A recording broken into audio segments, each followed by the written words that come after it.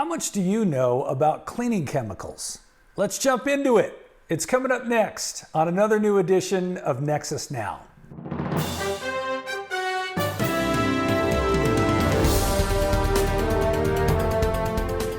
Hi, I'm Chris Mattson. You know, in the world of cleaning chemicals, there are literally thousands of brands and chemical options to learn about. And so in today's broadcast, we are going to narrow it down to just 8 key chemical categories. The first is sanitizers, then disinfectants, floor cleaners, soaps, enzyme digesters, window cleaners, detergents, and degreasers. Before we dive into the chemical categories, let's first talk about why do we clean at all? Well, as you may recall, we just exited a global pandemic known as COVID-19. The primary reasons we clean is because people get sick from germs on their hands, the germs that are transferred up from a surface, or germs that migrate in the air. In fact, here are 10 more reasons too why we clean. Number 1, around 80% of common illnesses are spread by hands that have touched everyday surfaces. It is estimated that the average person has around 1,500 bacteria living on each square inch of their skin on their hands. There are thousands of germs under your fingernails that consist of 32 different types of bacteria and 28 different types of fungi. Number 2, every 3 minutes, a child brings his or her hands to their nose or mouth. Number 3, foodborne harmful germs cause 6.5 million cases of gastroenteritis and 9,000 deaths each year. Number 4, the majority of all foodborne illnesses originate in the home. Number 5, telephones harbor up to 25,127 germs per square inch. Number 6, computer keyboards harbor up to 3,295 germs per square inch. Number 7, the average toilet seat has 49 germs per square inch. Number 8, some cold and flu germs can survive on surfaces for up to 72 hours, and viruses can last up to 9 days. Number 9, the average school-aged child contracts 4 or more colds per year, resulting in more than 164 million lost school days each year. Number 10, people with the flu can spread it to others up to 6 feet away through coughs and sneezes. Okay, that was scary. I am so grateful that smart scientists have been able to figure out the right types of chemicals that we need to kill all of these harsh viruses, germs, and bacteria. You know, before we dive into the 8 key chemicals, let's first dive into what makes up these chemicals. There are 10 key ingredients that go into the DNA of most cleaning chemicals.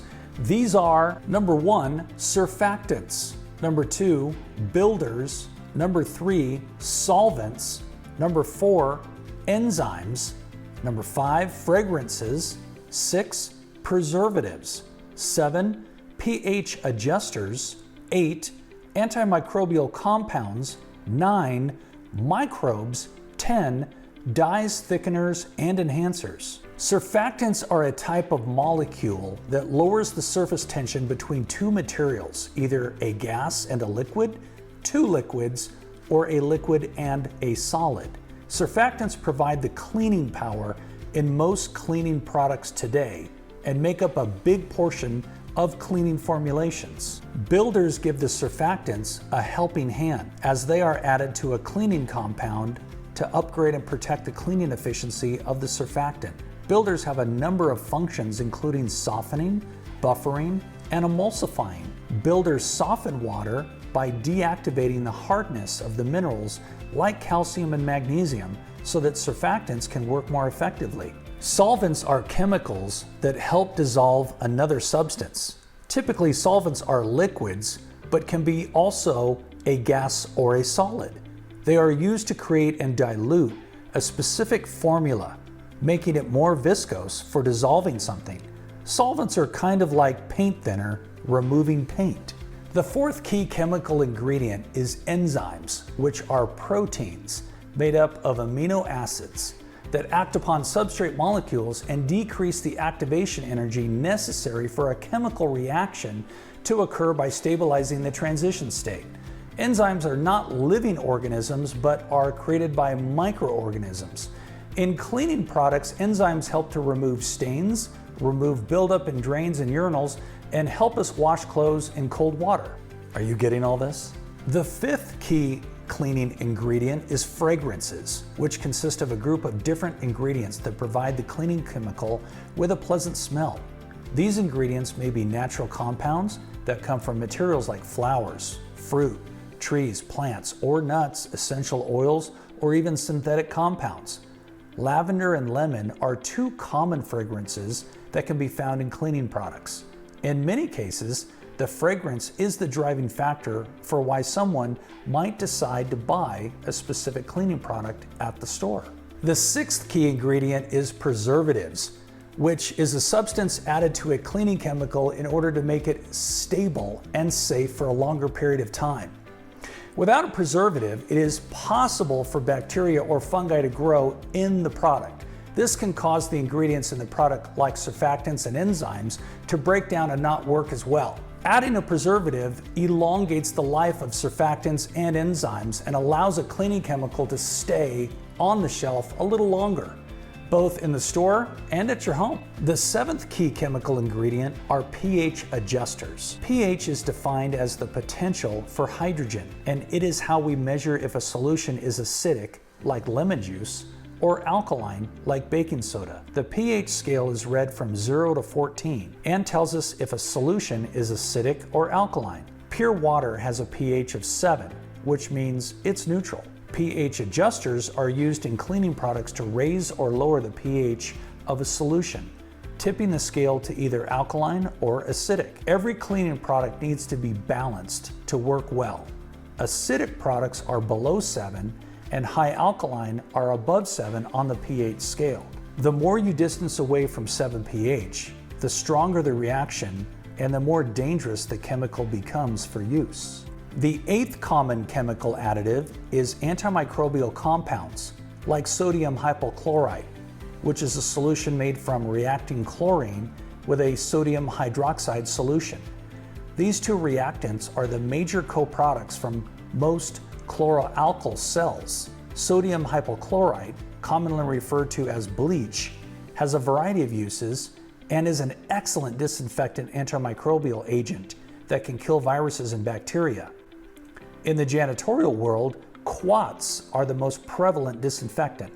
Quats are a group of chemicals used for a variety of purposes as preservatives, surfactants, antistatic agents, and as active ingredients for disinfectants and sanitizers. Quats are highly effective at killing bacteria, fungi, and viruses, including the SARS virus that caused COVID-19, and are found in commonly disinfectant products.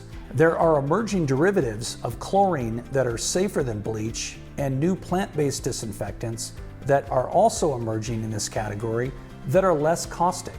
The ninth key ingredient to cleaning chemicals is microbes. Microbial-based cleaners are cleaning products which use these microorganisms as an ingredient to enhance cleaning to odor neutralizing performance. Bacillus spores are the most commonly used friendly microorganisms. Microbial-based cleaning products perform the initial function of removing dirt and stains. Once the initial soil is removed, then the microbes get to work, settling into the nooks and crannies of a surface. While they come in contact with moisture and a food source, they will eventually begin to grow and produce enzymes that will break down soils. The last of the common chemical additives are dyes, thickeners, and foam enhancers. Dyes are sometimes used to give a product a color. This can make a product more appealing to a shopper at the store. We all know glass cleaner as being blue, even though color has no value in effectiveness. Thickeners are another chemical additive that gives soap the proper viscosity or thickness, making sure it can flow out of the bottle slowly enough to avoid spills. Foam enhancers are yet another additive in chemicals that help create suds or bubbles. While not necessarily effective for cleaning, many people feel like when bubbles rise up, it is a good example that a product is working. Now that you know what goes into most chemicals, let's dive into the most common 8 cleaning chemicals. The first key cleaning chemical is disinfectants, which is defined as a chemical compound that can kill viruses and bacteria on a person's skin or on a surface. Disinfectants and antiseptics are active chemical compounds called biocides, which can fight and kill most microorganisms on non-living surfaces and human skin. These biocides, such as alcohol, iodine, quats, and chlorine, are the most common disinfectants that have been used for years. The second chemical is sanitizers, which are used to reduce but not necessarily eliminate microorganisms from the inanimate environment to levels considered safe as determined by public health codes or regulations. A couple of examples of sanitizers are alcohol-based hand sanitizer. Another is benzalkonium chloride, which won't dry out your skin and is less toxic. For surface sanitizing, quats are the mainstay. Quaternary ammonium compounds, which diluted is a sanitizer and concentrated becomes a disinfectant. These are commonly found in disinfectant wipes, sprays, and other household cleaners that are designed to kill germs. Another type of sanitizer is basic water, which when converted to stabilized aqueous ozone becomes an all-natural sanitizer. The difference between a sanitizer and a disinfectant is good to know too. Sanitizers kill bacteria on surfaces up to 99%, but it is not intended to kill viruses. Disinfectants kill viruses and bacteria on surfaces at 99.999%. The next one is degreasers, which come in a variety of chemical compounds, but typically are a blend of denatured alcohol, citrus base, d-limonene, and butyl products. Additional detergents and sodium derivatives are used to target certain grease types. And an interesting fact is that all degreasers are a subset of cleaners, but not all cleaners are degreasers. Floor cleaners consist of a variety of options depending on the surface you are trying to clean. For daily cleaning, a neutral floor cleaner is best. Some of the most common floor cleaning chemicals include ammonia and/or detergents. Each of these chemicals has its own unique set of properties that make it ideal for certain types of floors or cleaning needs. Wood floor cleaners usually consist of hydrocarbons, detergents, or glycol ether solvents. Whereas if you were going to clean a tile floor, you would most likely use a floor cleaner that consists of white vinegar, soda, and detergent dish soap. For cement floors, hydrochloric acid is more common. Soaps and detergents are made from natural ingredients such as plant oils from coconuts, vegetables, palm and pines. Soaps also include acids derived from animal fat.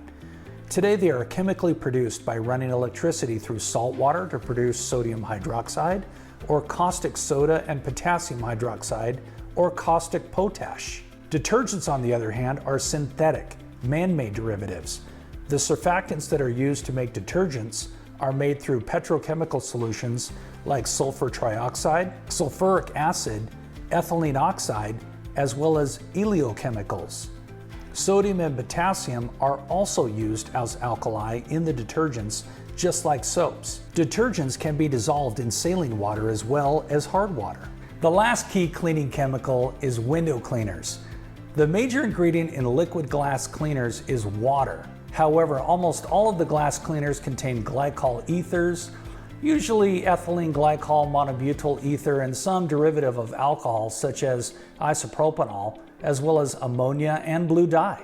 You know, I hear this question a lot. What's the difference between disinfecting and sanitizing? Here's the difference. If your goal is to reduce the spread of pathogens or germs that cause illness, especially on frequently touched surfaces, then you should clean and then disinfect. Clean the surface first to remove dirt and soil, then disinfect. For all EPA registered disinfectants containing quats, directions for use include a contact dwell time. This is the time that the product must remain on the surface to ensure that the disinfectant will work as intended.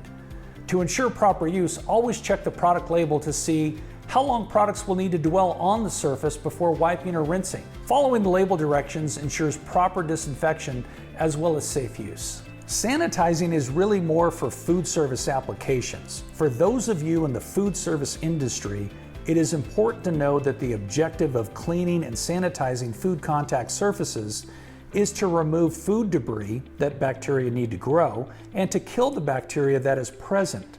The correct order for cleaning and sanitizing food contact surfaces falls under these 5 critical steps. Number 1, wipe off food debris from the food contact surface. Clean the surface with hot soapy water, rinse the surface with hot water, and then wipe dry with a clean towel. Sanitize the clean surface. Lastly, allow 8 to 10 minutes for dwell time to kill all of the remaining bacteria. Now let's talk about that red sanitizing bucket in your food service operation. Does your quat sanitizer bucket look like this one? It is important to maintain your quat sanitizer buckets all day long, keeping them clean from debris and sustaining the efficacy of the quat at 400 parts per million. Did you know that a clean cotton towel degrades a quat sanitizer down from 400 parts per million to just 50 parts per million in just 15 minutes? Why is that? It is because the cotton towel has a negative charge and quat sanitizer has a positive charge. As a result, the cotton towel naturally degrades the efficacy of the quat sanitizer. In 15 minutes, the cotton towel won't sanitize a surface at all. Instead of a cotton towel, try using a positive charged synthetic towel that has been properly treated to sit inside of a quat sanitizer without degrading the efficacy of the 400 parts per million needed in order to properly sanitize. Chemicals are a huge topic, and to be honest, we only scratched the surface today. If you want more information on cleaning chemicals, then please click on our Nexus Jansen Environmental Product Guide link below to download our guide. If there are chemical products or services that you would like help with, then please contact Nexus today. Thanks for watching another edition of Nexus Now.